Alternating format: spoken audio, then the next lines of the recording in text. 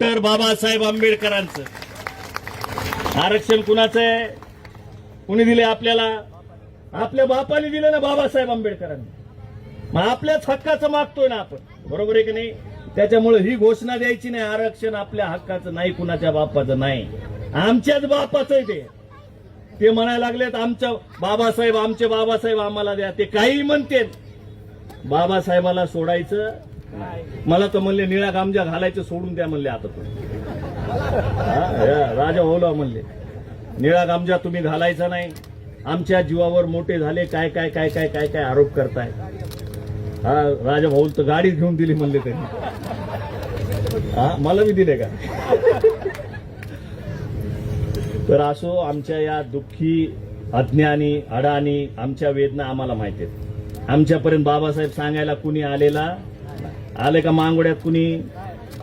बाबासाहेबांच्या नंतर कोणताच जागीरदार आमच्या मांगोड्यामध्ये आलेला नाही बाबासाहेब सांगायला. कोणताच नेता आलेला नाही. बाबासाहेब आम्ही आमच्या स्वतः शिकलेलो आहे. बाबासाहेब आम्ही आमच्या स्वतः शिकलेलो. ज्या पद्धतीनं एकलव्यानं द्रोणाचार्याचा पुतळा बनून स्वतः धनुर्धर झाला, त्या पद्धतीनं बाबासाहेब आम्ही आमच्या डोळ्यासमोर ठेवून आमचा समाज आम्ही उभा करत आहोत. हे आमचं उद्दिष्ट आहे, हे आमचं ध्येय आहे.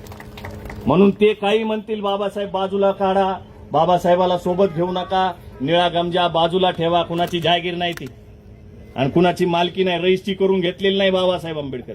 आणि निळा झेंडा, हा निळा झेंडा हा वंचितांचा आहे, हा कष्टकरी कामगारांचा आवाज आहे. आणि तो निळा झेंडा आम्ही आमच्या समाजाच्या आवाजासाठी आमच्या गळ्यामध्ये घातलेला आहे. त्याच्यामुळं बिलकुल याच्यापासून लांब जायचं नाही. आरक्षण वर्गीकरण होणारच आहे, आपल्या मुलांना नोकऱ्यांपर्यंत जाणारच आहे.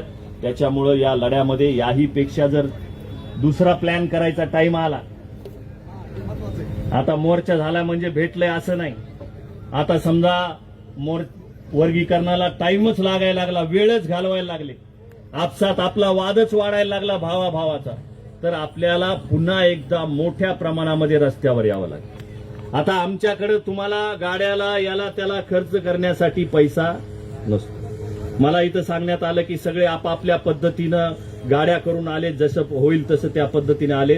अंबाजोगाईकरांचे मी हात जोडून ऋण व्यक्त करेल की आपण सर्व याच ऊर्जेने याही पेक्षा मोठ्या मोर्चामध्ये आपल्या सर्वांना सामील व्हायचंय.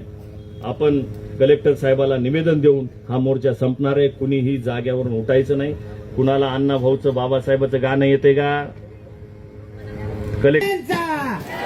डॉक्टर बाबासाहेब आंबेडकरांचा, छत्रपती शिवाजी महाराजांचा, लोकशाही अण्णाभाऊ साठेंचा.